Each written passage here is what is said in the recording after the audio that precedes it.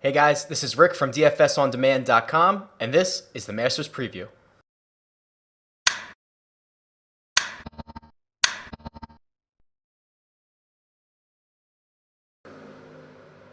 All right, back again with another set of picks. This time for the Masters, arguably the greatest tournament on the PGA calendar. Don't forget, if you want, expert analysis across a whole bunch of different players and price points, go to DFSOnDemand.com. Kenny writes for us over there. He's awesome. This is just the guys that I'm going to be rostering specifically in the Millionaire Maker and some other GPPs where I'm really going to be relying heavily on these guys. Okay, so let's quick recap last week. The first time we did this was the Shell Houston Open. Pretty pleased with the results. Jordan Spieth and Phil Mickelson were two guys that I rostered heavily. Both finished at 8 under in a tie for 13th. Spieth kind of started to make a run on Sunday. Phil, if he just kept his ball dry, he would have had an awesome week. The guy with his penalty strokes was nuts, but was still able to find an 8 under score. And then Scott Piercy, who was the value play, again, a top 20. There's a tie for 19th. Again, happy with the way he played. The real big disappointment, of course, Alex Cheka, a neck injury forced him to withdraw. It kind of sank a lot of my lineups. One of those things that he had withdrawn in the past due to injury, so I guess we could have said that he was a risk to withdraw, but he had played recently and he played well, so I thought he was a good play. So he sank a couple of my lineups, but other than that, I'm pretty pleased. All right, let's not waste any more time. Let's talk about the Masters. You probably know it's being played at Augusta National. It's 7,400 yards, which is actually pretty long. There's this theory around that the Masters plays pretty short, or that Augusta National plays pretty short, but it doesn't really. We called the Shell Houston Open last week a bomber's course, and these are essentially identical yardages. So you're going to need some distance here this week. What's really interesting about the Masters is just the small landing areas all over these greens. Yes, the size of the greens is fairly large, but if you don't hit the right spot of the green, everything is rolling off. They're very fast. It's going to be difficult to hold these greens. It's going to be a true test. Jordan Spieth is your defending champion. I imagine he is going to be rostered very heavily this weekend, especially in the Millionaire Maker.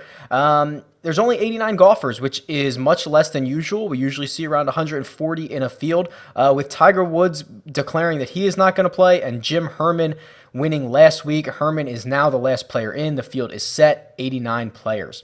And don't forget that there are different cut rules. So usually it's about 140 players going down to 70 and ties. This week it's going to be the top 50 and ties plus anyone within 10 shots of the lead. So that could actually extend to maybe 60 or 70 guys, depending on if anyone runs away with this or not after the first 2 days. My favorite stud is the most expensive stud. It's Rory McIlroy. He's $12,500. He is the most expensive player on the slate, but I really think he's going to be under-owned this week. He's going to be in a lot of my Millionaire Maker lineups because I just think he's not going to be owned nearly as high as a guy like Jordan Spieth, who is the defending champion. And when you play the Millionaire Maker, and there's 230,000 people in it, and there's a lot of casual fans who have not played PGA DFS before, they're going to go with the names they recognize. And of course they recognize Rory, but they're going to just lean on Jordan Spieth, who's the defending champion. He's less expensive than Rory. I expect a lot of people opt for Jordan over Rory. Despite Rory, he's been playing really well. He has no wins, but he's been a bit volatile. So when I say he's been playing well, he has shot a 68 or better in 15 of his 30 rounds this year. That's half his rounds. For comparison, Jason Day has only shot 68 or better in 27% of his rounds. However, it's the other rounds that have kind of bit Rory a little bit. He's shot some high scores, mid 70s. Struggled to put it all together for 4 rounds. He did run through the match play until he ran into Day in the final 4. So, he can go low. Of course, he just has to put all 4 rounds together. 7 trips to the Masters. This is going to be his 8th. He has 5 top 25s, a 4th and a T8 in the last 2 years. You don't get much better than that. You probably remember his collapse in 2011 where he started the day with, I believe it was a 3-shot lead, had it going into the back 9 and just completely blew up. So obviously that's not good, but you know that Rory is going to be in contention. He knows how to go low here, and he has the second best odds to win at 7.5 to 1, only behind Jason Day. So if you listen to Vegas, and Vegas is pretty good at their jobs, Rory is one of the top favorites to win this thing, and I think he's going to be underowned. Another sneaky guy for the Millionaire Maker is going to be Justin Rose. He was last year, I believe he was only 6% owned. He finished in a tie for second. He was in the winning Millionaire Maker lineup last year, and it's kind of a similar situation again. He's $9,900. He's been really quiet. He hasn't played a stroke play event since March 17th.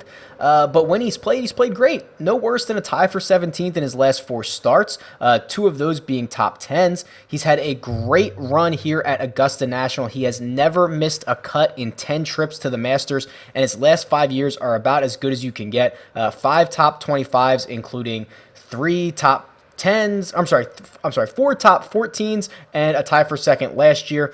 Just a really solid golfer in a really good course with really good course history, and I think he's going to be overlooked in this price range. So he is smack right dab in the middle of Dustin Johnson and Henrik Stenson, guys who have played recently, who have played well recently. I think they're going to be on, a little more front of mind for these casual owners, and Justin Rose is kind of the odd man out there. So again, I think his ownership is going to be pretty low. Okay, we'll wrap here with a couple of value plays. Chris Kirk is somebody who is $6,700, trending in the right direction. His last event out, it was a stroke play event, a tie for 12th. He did play the match play, and he played really well. He got out of his group. He was 3-1 in the match play before he ran into Rory in the Elite Eight. No shame in losing to Rory McIlroy. He's an excellent golfer, obviously. 2 trips to the Masters, 2 cuts made, so a perfect record so far.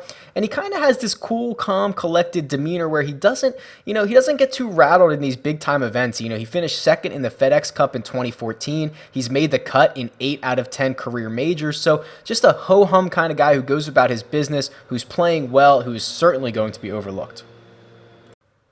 And then finally, Charley Hoffman, and he is just the epitome of a GPP play. High risk, high reward. Only $6,400. 3 really good appearances in his last 3 starts, T33, T11, T17. But here's the issue, and it's a big issue. He has a problem on Sundays. Even in those last 3 events where he's finished well, he shot a 76, 75, and 75. Faded in all 3. And this is starting to be a trend for Charley Hoffman, who I think in his last 8 Sundays, his last 8 final rounds, his scoring average is something like 73.5. Like, that's just not good. Surged here last year. He started the final round in 4th place. He finished 9th. Again, just fading down the stretch. So that is certainly a concern. If he can figure it out on Sunday, I think you have a really good opportunity here. Charley Hoffman is the kind of guy who's going to, has shown that he can come out of the gate hot, so I think he can make the cut at this price range because it's not the first 2 rounds that bother him, it's kind of the last 2. He's played here twice, he's made the cut twice, and at this price, honestly, if he makes the cut, you're probably pretty happy. If he can hold on down the stretch, that's another story, but Charley Hoffman, a high-risk, high-reward play who's been getting out of the gate, he just has to finish it off. All right, just a couple of housekeeping items here. It is Masters Week, so we're doing some fun stuff at DFSOnDemand.com. We're running a free roll. It's the first 100 entries on DraftKings, first come, first serve. The winner is going to get a golf apparel box from the company. It's called Short Par 4, a really interesting company. You can check out the link in the description, but it's golf apparel, so it should be pretty sweet. I'll buy you a box. Then we're gonna do profit sharing. So if you haven't done one of these before, I will put one lineup in the Millionaire Maker on behalf of the website. Any and all winnings are getting split across the subscribers. So if we win $1 million, I'll split it with everybody. Hopefully that's a problem that we're going to have to run into because I can't imagine the headache that's going to be, but it would be a great headache. You must be a pro member. Again, link will be in the description. And then finally, if you want to play the Millionaire Maker, you can get a free Millionaire Maker ticket if you sign up with my link and deposit $5. It has to be a new account on DraftKings only. We'll actually both get a Millionaire Maker ticket, so that would be pretty cool. Again, I will put the link in the description. And then finally, if you're enjoying these videos, just let me know by clicking the thumbs up button below on YouTube so I know to keep making them. All right, best of luck this week, and I'll talk to you guys soon. See ya.